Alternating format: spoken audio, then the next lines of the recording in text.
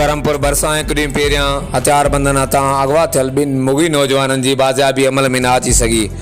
नापरकोट थाणे जी हद मां हिकु ॾींहुं पहिरियां अगवा थियल ट्रक ड्राइवर यासीन शेख ऐं क्लीनर हनीफ़ मलिक जी बाज़ियाबी लाइ SSP शिकारपुर कामरान नवाज़ पंजूथा जी ख़ासि हिदायतुनि ते ज़िले शिकारपुर जे मुख़्तलिफ़ थाणनि जी पुलिस पारां DSP खानपुर ऐं SHO नापरकोट जी अॻुवाणी में नापरकोट थाणे जे कचे वारे इलाइक़े में पुलिस कार्रवाई ऐं सर्च ऑपरेशन अॼु ॿिए ॾींहुं बि जारी आहे। पुलिस ऑपरेशन पुलिस मोबाइलनि APC चेन मशीननि ऐं बख़्तरबंद गाॾियुनि जी मदद सां कयो पियो वञे, जंहिंमें ज़िले शिकारपुर जे मुख़्तलिफ़ थाणनि जा सवें पुलिस अहलकार ऐं कमांडोज़ हिसो वठी रहिया आहिनि। SHO Naparkot Syed Amir Ali Shah JTN web news खे ॿुधायो त नापरकोट जे कचे में तेगाणी ऐं सब्ज़ो ईडो वारी गैंग ख़िलाफ़ अॼु ॿिए ॾींहुं बि पुलिस कार्रवाई ऐं सर्च ऑपरेशन जो सिलसिलो जारी आहे।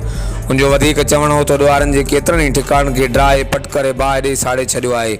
मुगवी नौजवाननि जी बाज़ियाबी ताईं कार्रवाई जो सिलसिलो जारी रहंदो। उन उमेद कई त ॿिन्ही मुगी नौजवाननि खे जल्द बाहिफ़ाज़त बाज़ियाब कराए वेंदो। हर वक़्तु आगाह रहण लाइ ॾिसंदा रहो JTN वेब न्यूज़ करमपुर।